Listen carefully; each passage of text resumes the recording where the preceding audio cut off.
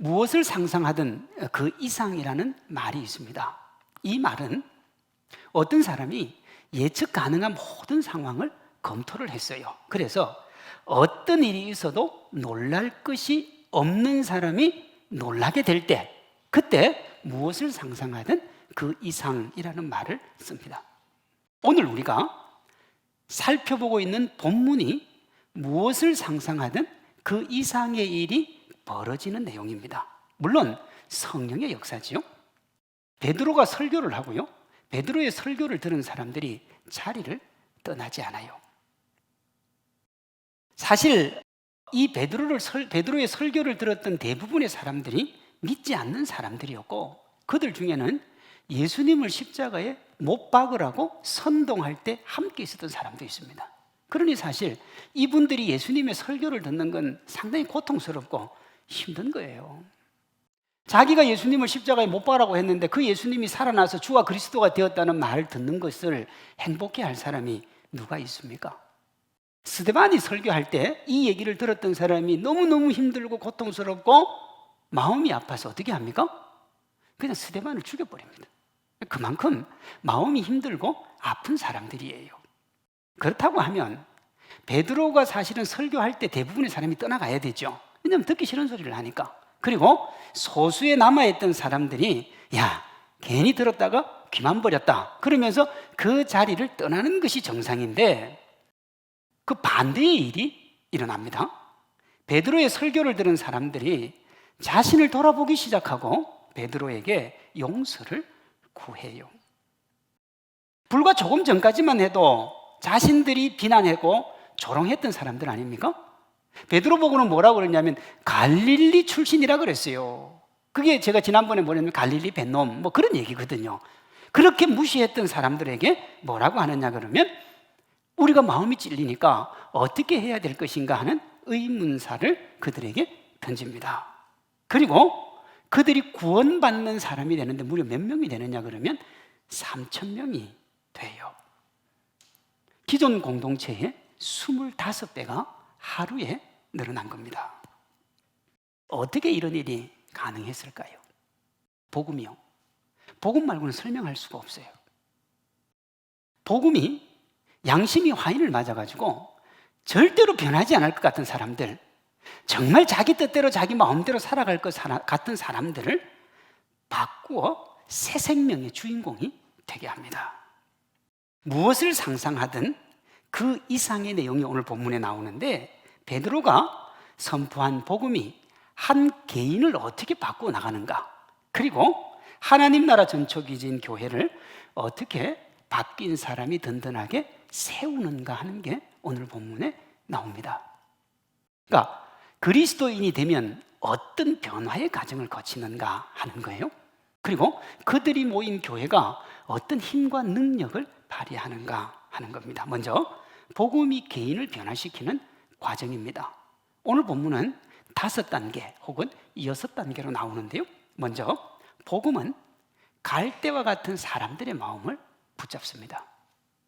생텍쥐페리는 그의 소설 어린 왕자에서 인간의 마음이 순간에 수만 가지 생각이 떠오르는 곳이다, 그렇게 이야기를 했어요. 여러분, 순간에 수만 가지 생각이 내 마음속에 떠오른다는 말은 무슨 말이냐 하면 그 마음을 어떻게 할 수가 없다는 거예요. 그래서 파스칼은 인간은 생각하는 갈대다 그랬습니다. 왜? 너무 잘 흔들리는 거예요. 그러니까 움직이는 마음을 잡을 수 있는 것이 이 세상에 없다 하는 말과 같습니다. 자기 자신도 자기의 마음을 못 붙들어요.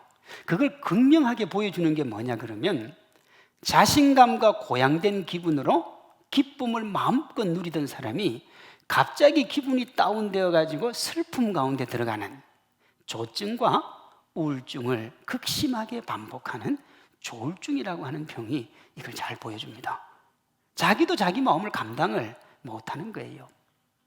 이렇게 한시도 가만히 있지 못하는 사람의 마음을 붙들어 세워 참된 자신을 돌아보고 그 마음을 회복하고 치유할 수 있는 유일한 것이 뭐냐? 복음이요. 복음이 그 일을 해요.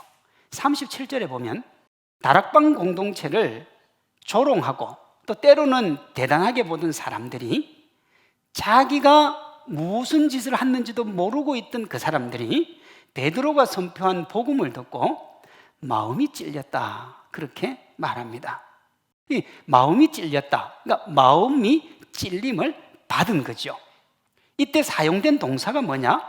카테뉘게산 하는 헬라어 동사예요. 근데 이 동사의 뜻이 뭐냐면 극심한 고통이나 찌르는 듯한 아픔에 다양한 감정을 총망라하는 의미로 쓰일 때 이 단어가 쓰여요. 그러니까 무슨 얘기냐 그러면 감정이 나오면 그 감정에 맞는 동사들이 있잖아요. 근데 이 동사는 모든 감정에 다 쓰일 수 있는 동사예요. 그러니까 고통과 아픔, 슬픔과 절망, 좌절의 그 마음들을 만져주었다. 뭐가요?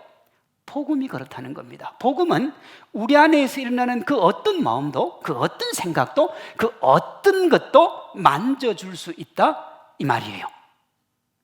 자기들이 예수님을 십자가에 못 박았는데 그 복음을 듣고 나니까 자기들의 한 행동에 반성이 되는 거예요. 그래서 자신들의 행동, 말, 생각을 되돌아봤습니다. 복음이 욕망이 이끄는 대로 하는 감정을 붙잡아 생각을 하게 한다는 말은 의미심장합니다. 믿지 않는 사람들이 때로 이런 말을 하죠. 교회 다니는 사람들은 생각이 없어서 교회를 다닌다는 거예요. 조금만 생각해 보면 교회 안 간다는 거죠. 정말 그렇습니까? 여러분, 아니에요. 그 반대예요. 그들보다는 생각이 많아서 예수님을 믿는 겁니다. 조금이라도 생각을 하고 세상을 보면 짐승보다 더한 욕망으로 움직이는 세상을 볼 수가 있어요. 불야성을 이루는 밤문화가 대표적입니다. 이번에 코로나를 1단계로 해제하고 심야 술집과 젊은이들이 모이는 클럽이 차고 넘칩니다. 그럼 그곳은 뭐 하는 곳이에요, 여러분? 술로 생각을 잊고 몸으로 생각을 잊는 곳이 그곳입니다.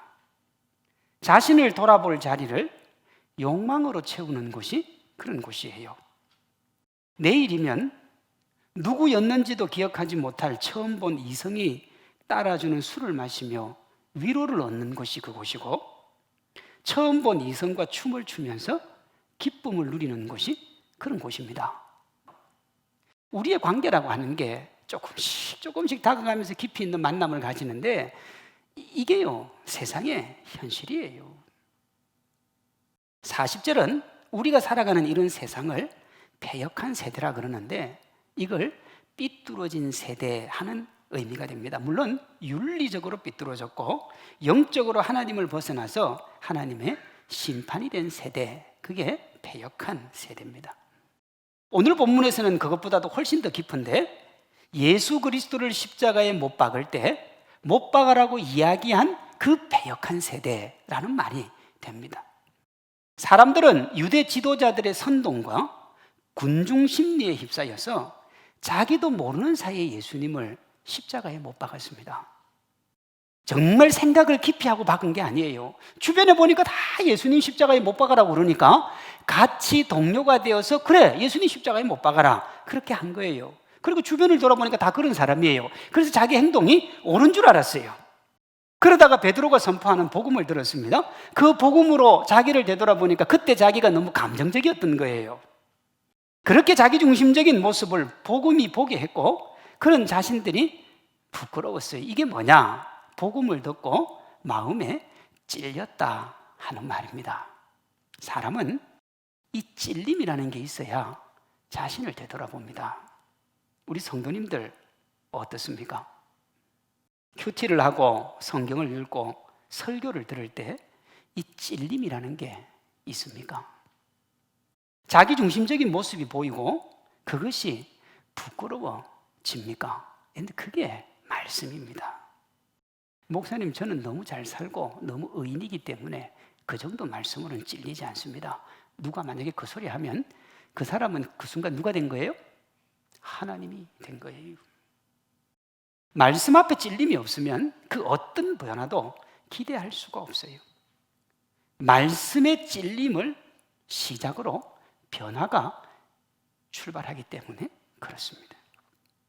그렇게 말씀이 마음을 찌르면 어떻게 되느냐? 둘째, 자기 자신을 되돌아보게 돼요. 변화가 시작이 되는 거죠. 그렇게 자신들을 되돌아보니까 너무도 당연하게 여겼던 예수님의 십자가 죽음이 말도 안 된다는 걸 이 사람들이 발견을 합니다. 그런데 문제가 있어요. 이미 주님은 돌아가셔 버렸어요. 자신들이 그 주님을 죽인 거예요. 여기서 끝나버리면 그 죄책감에 시달리고 고통스러워서 가룟 유다처럼 아마 목을 매야 되는지도 모릅니다. 그런데 복음을 들었어요.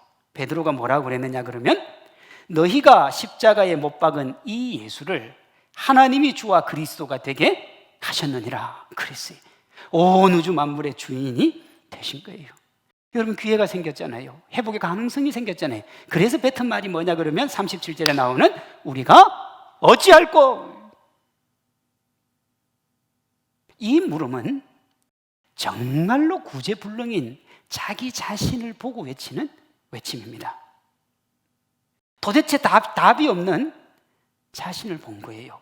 동시에 이 물음은 구제불능이요, 답이 없는 자신을 새롭게 할 희망이 오직 예수님밖에 없다 하는 걸 인정하는 외침입니다.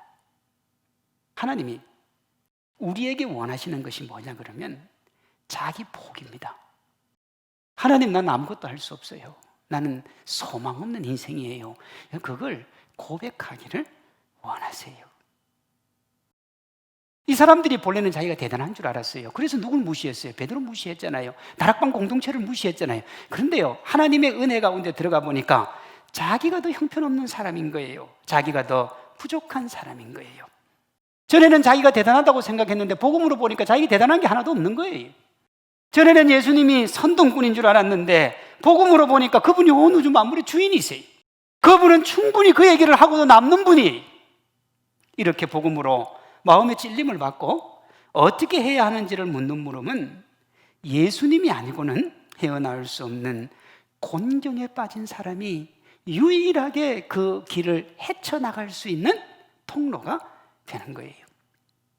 이 두려움과 간절함이 전제된 내가 어찌할꼬 하는 물음이 있어야 우리가 정직하게 하나님 앞에 설 수 있습니다. 성도는 하나님을 향하여 자기중심적인 모습의 문제를 자각하는 이 간절한 물음이 있어야 돼요.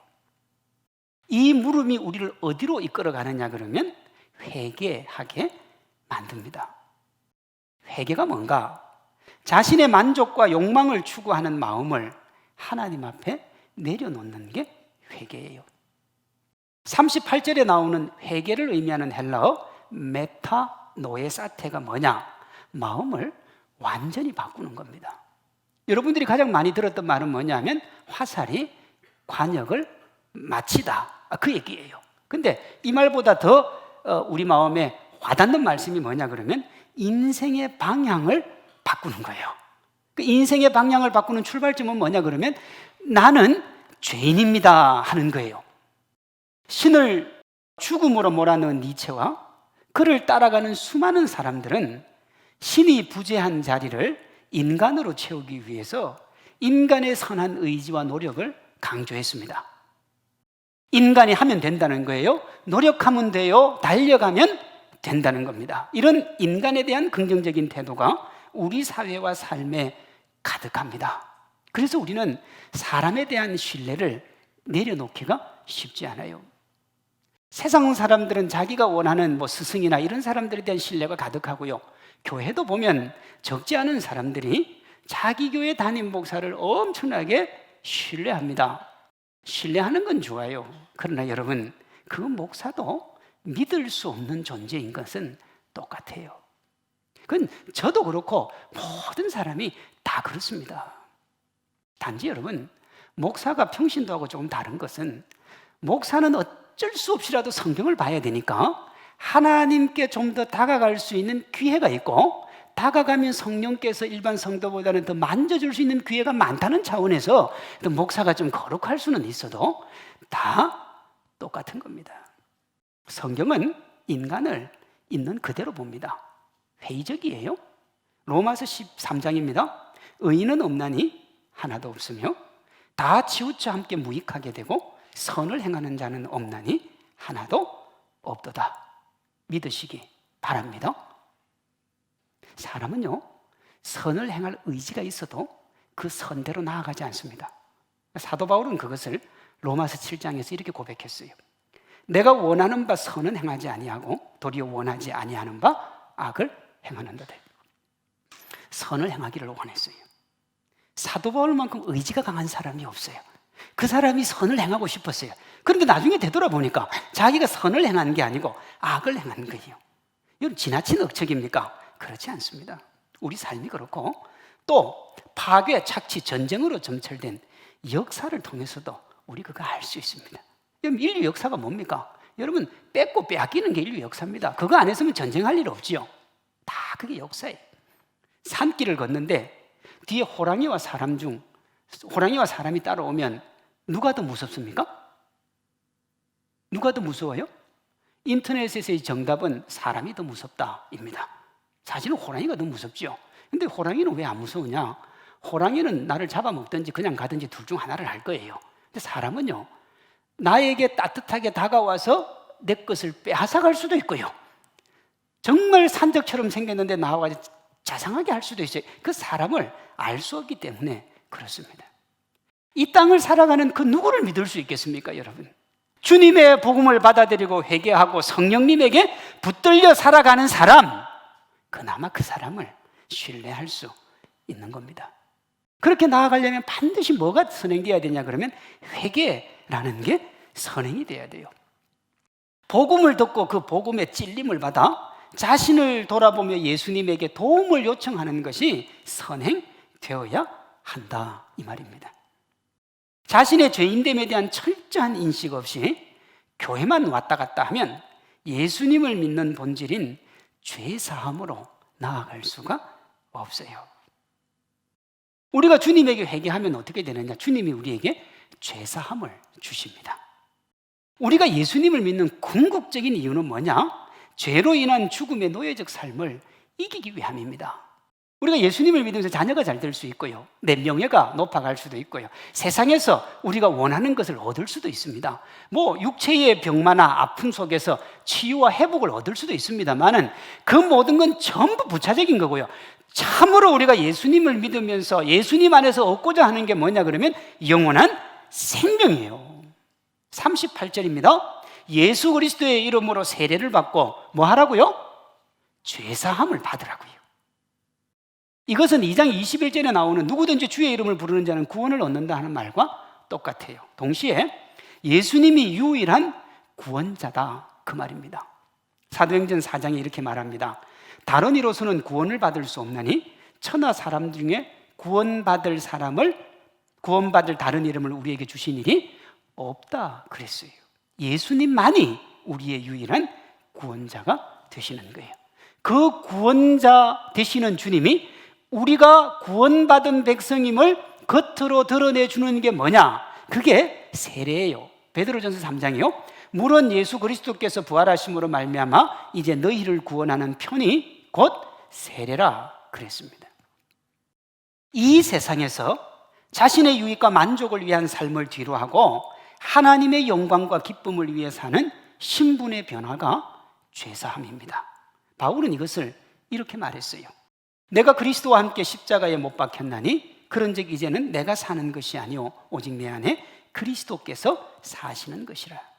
이제 내가 육체 가운데 사는 것은 나를 사랑하사 나를 위하여 자기 몸을 버리신 하나님의 아들을 믿는 믿음 안에 산다 그랬습니다. 내가 살긴 살아요. 인생길도 걸어가고 먹고 누립니다만은 그건 내 인생이 아니라 누구 인생이라는 거예요? 주님 인생이라는 거예요. 여러분, 여기까지 오면 하나님께서 우리를 새롭게 바꾸고 우리의 생각을 새롭게 하고 하나님의 능력 가운데로 들어가게 하십니다. 그리고 그 삶을 지속적으로 살게 해주기 위해서 주님이 우리에게 어떻게 하시느냐 그러면 성령을 선물로 주세요. 39절에 보면 예수님을 믿어 새 생명 얻은 이는 누구라도 성령을 선물로 받습니다. 그럼 여러분, 그리스도인이 왜 성령을 받아야 되느냐? 자신의 힘으로는 구원받을 수 없을 뿐 아니라 그것을 유지할 수도 없어요. 성령님이 우리의 삶을 인도하셔야 우리가 예수님 안에서 살아가고 우리에게 있는 생명을 이 세상에다가 흘려보낼 수 있는 거예요. 이렇게 자기의 마음의 찔림을 받고 자기 자신을 돌아보며 주님 앞에 회개하고 주님에게 죄사함 받고 성령의 인도를 받아 살아가는 사람을 뭐라고 부르느냐? 하나님의 사람이라 하는 겁니다. 그게 하나님의 사람이에요. 이 과정이 없는 사람은 교회 다니는 사람이다 그래야 됩니다. 우리는 이걸 구분 없이 사용하죠. 교회 다니면 다 하나님의 사람인 줄로. 그렇지 않습니다. 교회 다니는 사람은 말 그대로 그냥 교회 다니는 사람이에요. 회사처럼 강제적인 규율이나 규정이 없으니 언제라도 내 싫으면 안 다니는 거예요. 만약에 여러분들 마음속에 나는 내 싫으면 교회 안 가, 그런 마음이 있잖아요. 아직까지는 교회 다니는 사람이에요. 그런 분들은 제가 방금 한 5가지 과정을 안 거쳤을 확률이 높습니다. 하나님의 사람은요, 자신이 아니라 하나님을 위해 삽니다. 자신의 관심이 아니라 하나님이 무엇을 원하시는지를 봐요. 41절에 나오는 회개한 3,000명은 그냥 다락방 교회에 소속된 이들이 아니라 하나님의 관심을 자기의 관심으로 아는 사람들이에요. 회개한 3,000명은 자신이 누구인지를 알았습니다. 자신을 돌아보고 자신에게 선한 것이 없음을 알고 예수님께 모든 것을 맡기고 세상에서 자신의 욕망을 성취하는 삶을 회개하며 예수님 안에서 죄사함을 얻고 성령님께 붙들려 함께하는 이들과 하나님 나라를 위해서 이 세상의 것을 쌓아가는 사람들, 여러분, 그들이 그리스도인입니다. 세상에 휴머니즘이라는 게 있습니다. 휴머니스트예요.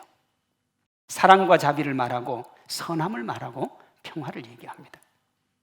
이 휴머니즘과 기독교는 겉으로 보기에는 똑같지만 전혀 달라요. 왜 다르냐? 목적이 다르기 때문에 그렇습니다.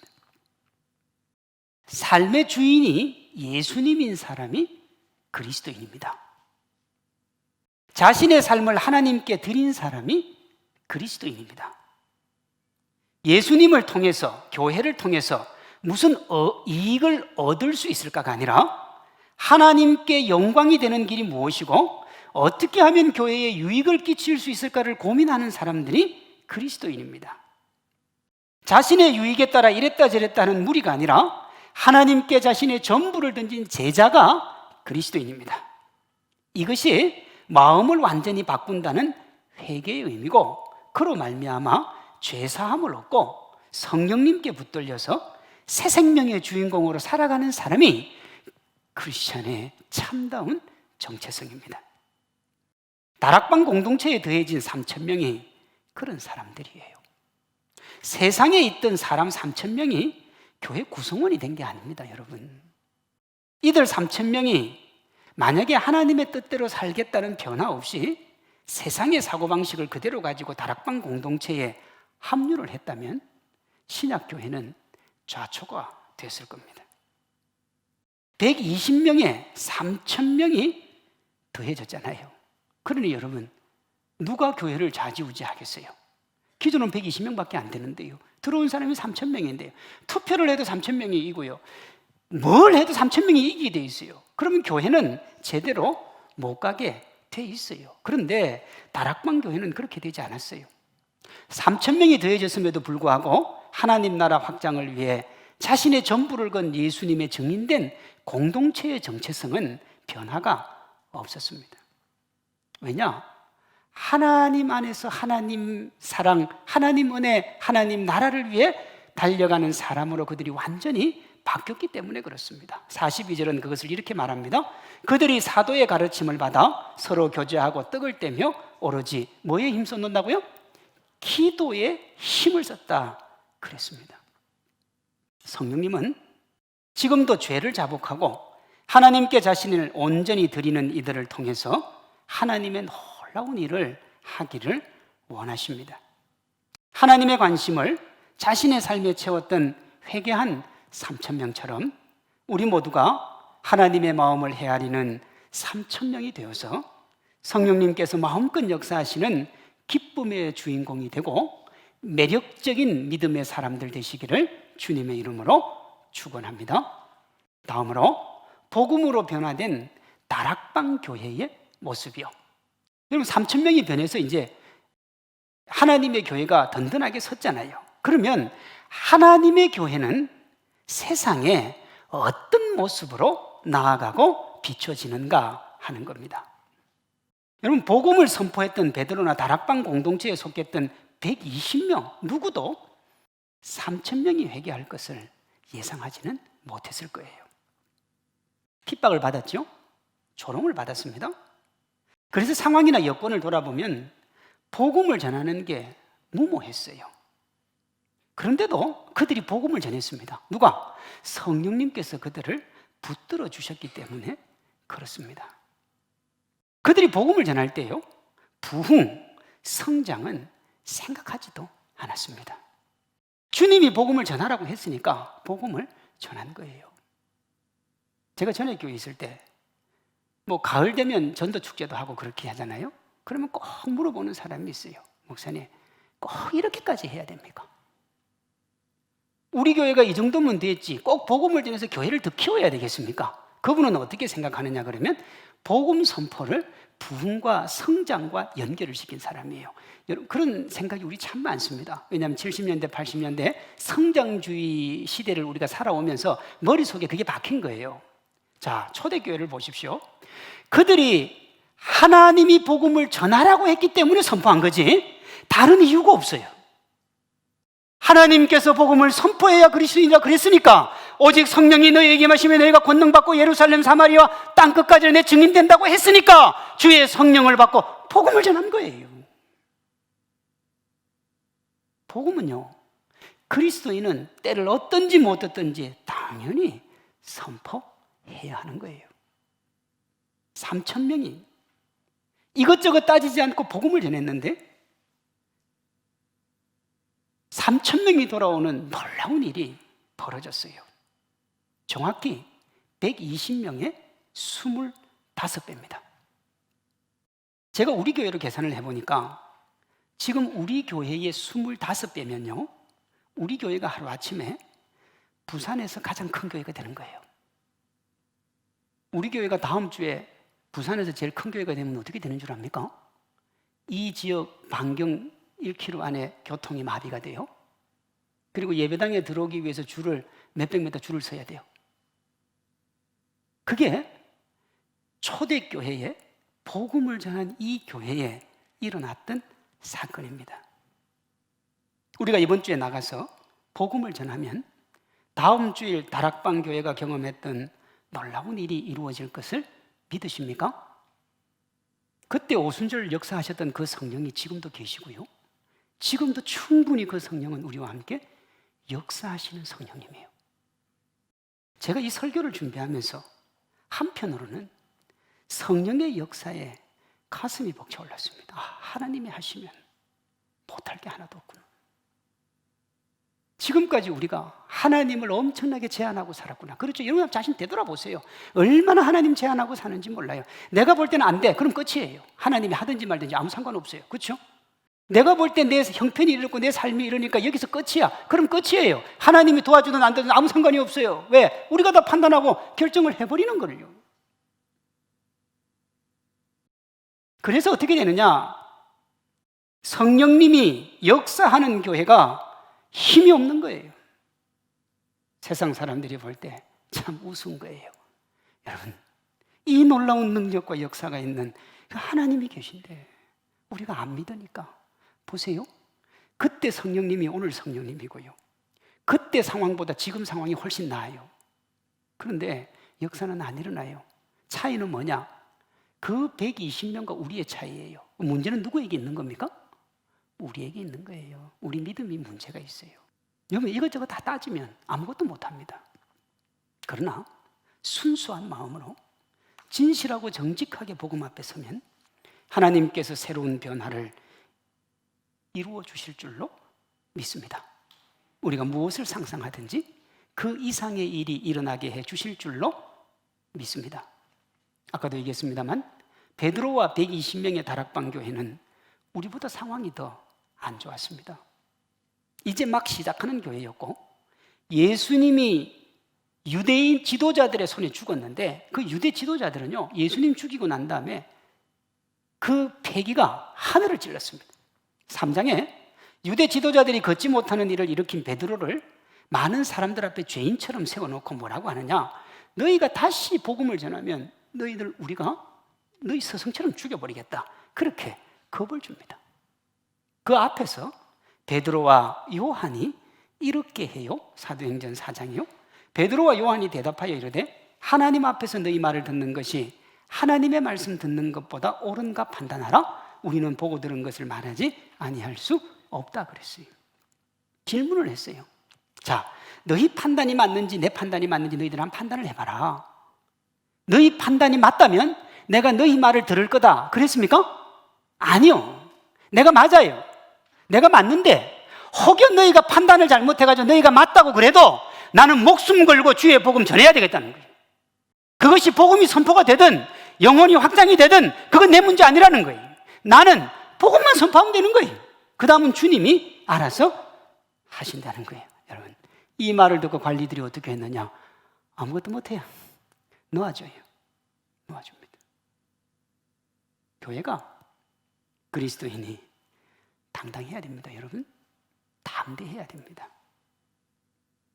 세상의 정책이나 뭐 이러저런 것들은 양보할 수 있습니다. 그렇지 않습니까? 하나님이 말씀하신 거에 대해서는 목숨 걸어야죠. 그리스도인이. 하나님의 은혜, 하나님의 사랑에 대해서는 목숨 걸어야죠. 그 사람이 그리스도인이에요. 그 중에 우리가 가장 많이 해야 될 게 뭐냐 하면 때를 얻든지 못 얻든지 복음을 전하는 거예요. 복음을 전하는 거예요. 아이고 목사님, 코로나 상황이 이런데 그게 되겠습니까? 그래서 안 되는 거예요. 우리가 제안을 해버리잖아요. 하나님을. 하나님, 이 상황에는 안 돼요. 저 상황에는 안 돼요. 하나님은 그렇게 생각하는 사람들하고는 일하지 않습니다. 볼지어다 내가 문 밖에 서서 두드리노니 내 음성을 듣고 문을 열면 내가 들어가겠다 그랬습니다. 사랑하는 성도 여러분, 이것저것 따지지 말고 삶의 자리에서 당당하게 크리스찬임을 선언하고 복음을 선포하시기 바랍니다. 이렇게 하면 돼요. 모든 영광 아버지께 드리겠습니다. 감사합니다. 하나님 아버지 너무 감사합니다. 이모, 우리 식구, 교회 식구들 너무 사랑하고요. 마지막으로 약한 데서 가장 강한 것을 끌어내주신 주님 감사합니다. 영광 돌리겠습니다. 감사합니다. 엄마, 아빠, 오빠 너무 사랑해요. 그리고 항상 함께 해주시는 하나님 아버지께 이 영광 돌립니다. 감사합니다. 더 사무치게 감사하고요. 이 모든 것들 포기하지 않고 버티고 견디고 즐기게 해주신 하나님께 감사드리고 가족들께 감사드리고 먼저 하나님께 이 영광을 먼저 돌리겠고요. 저는 저를 믿어주는 저희 가족들과 제 삶을 세심하게 돌보시는 하나님께 영광 돌립니다. 은혜 받을 자격 없는 저에게 은혜 베풀어 주신 주님께 영광 돌립니다. 지금도 기도하고 계시는 우리 부모님 항상 감사하다는 말씀 드리고 싶고 하나님 감사합니다. 고맙습니다.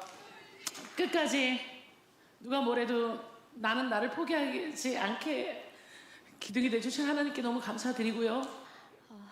무엇도 아닌 저를 살리신 주님께 모든 영광 바칩니다. 제가 연예인 기사를 한번 보니까요, 어떤 연예 기사에 이런 내용이 있어요. 자기가 예수님을 안 믿고 연예계로 들어왔는데 너무 잘 풀린 거예요. 그래서 몇 년 동안 승승장구했어요. 누릴 걸 다 누렸습니다. 그러다가 이제 드라마도 안 들어오고 이러면서 슬럼프에 빠진 거예요. 너무너무 힘들고 어렵고 주변에 보니까 대부분 마약하면서 자기 자신을 버리고 결국은 이 폐인이 돼가는 모습을 본 거예요. 그러다가 문득 연말 시상식에서 자기와 함께 상을 받던 어떤 연예인이 하나님께 영광을 돌린다는 그 문구가 기억이 난 거예요. 그래서 그 연예인에게 전화를 했어요. 나 너무 힘든데 너는 어떻게 이겼느냐? 그러니까 그 연예인이 우리 연예인들 중에 성경 공부하는 그룹이 있는데 들어와서 같이 성경 공부할 거냐고. 그 들어가서 성경 공부하면서 다시 회복되고 다시 연예인으로서 자기 명성도 누렸다 하는 그 얘기를 본 적이 있습니다. 연예인들과 개그맨들 중에 유난히 예수님 믿는 이들이 많이 있습니다. 다양한 이유가 있겠지만 이렇게 연말 시상식에서 당당하고 진실하게 예수님께 감사하고 영광 돌리는 동료 연예인들의 고백이 영향력을 미쳤음을 사실은 부인할 수가 없는 거예요. 대중의 관심과 사랑을 먹고 사는 연예인에게 그런 대중적인 고백은 자신에게 여러분 치명적인 아픔이 될 수 있습니다. 고통이 될 수 있어요. 그런데도 당당하게 크리스찬임을 고백하고 복음을 외치는 그들을 하나님이 기쁘게 보시고 영혼 구원의 기회로 삼으신 겁니다. 우리가 복음을 전하면 그 다음부터는 하나님이 일하실 줄로 믿습니다. 그들의 마음을 흔들어 찔리게 하시고 자신을 돌아보고 예수님에게 나오게 하시는 거예요. 우리가 이 답답한 시대를 살아갑니다마는 하나님의 복음을 선포하고 하나님의 은혜를 선포하면서 주의 영광 드러내고 새 생명의 열매가 맺히는 그 축복 받아 누리는 우리 믿음의 주인공들 되시기를 소망합니다. 우리에게 그 은혜가 있어야 돼요. 하나님을 제한하면 안 돼요. 내 이성과 제한된 것으로 하나님을 묶으면 안 돼요. 뛰어넘어 하나님의 영광 가운데로 나아가야 됩니다. 우리 각자와 교회가 복음으로 하나 된 교회, 복음에 자신의 전부를 걸고 세상 앞에 담대히 복음을 전하는 리더가 있는 교회, 그런 리더들과 한 마음 한 사랑 한 뜻으로 세상을 향하여 복음을 들고 나아가는 성도가 가득한 교회, 우리가 그렇게 되면 성령님께서 우리 각자와 교회를 사용하셔서 함께 하나 되어 외치는 복음의 능력 안에 회개하고 세례받는 3,000명의 성도가 되어지는 놀라운 역사가 일어날 줄로 믿습니다. 3,000명이요. 제가 지금 무슨 얘기한 줄 알겠습니까? 다음 주에 우리 교회가 부산에서 가장 큰 교회가 될 줄로 믿습니다. 제가 그렇게 얘기한 거예요. 지금 믿음이요, 신앙이요. 오해하지 마세요. 다음 주에 우리 교회가 부산에서 제일 큰 교회 되기를 바라는 게 아니고 우리가 주의 자녀로 살아가면 하나님께서 놀라운 일을 행하신다는 거예요. 평생 예수님 믿고 평생 신앙생활하면서 여러분 그 은혜를 누리고 살아가는 사람이 얼마나 행복하겠어요. 그 은혜와 그 기쁨 속에 들어가는 사람이 얼마나 행복하겠습니까? 제가 목회하는 동안 우리 교회가 그 기쁨과 그 은혜를 누리고 저도 그 기쁨 누리면 얼마나 하나님 앞에 기쁘고 행복이 되겠습니까? 그걸 위해서 우리가 해야 되는 게 뭐냐? 3,000명의 성도처럼 120명의 다락방 교회 교인들처럼 하나님을 확실하게 믿어야 돼요. 하나님을 부여잡아야 돼요. 주의 복음이라고 하면 그 어떤 것과도 타협하지 않는 믿음의 길을 걸어가야 됩니다. 성령님께 붙들려 살아가는 거예요. 우리 각자가 복음의 생명력을 가진 3,000명이 되고 우리 교회가 담대하게 복음을 선포함으로 오순절날 있었던 그 성령의 놀라운 역사를 오늘 이 시대에도 누리는 그 행복 맛보기를 주님의 이름으로 축원합니다.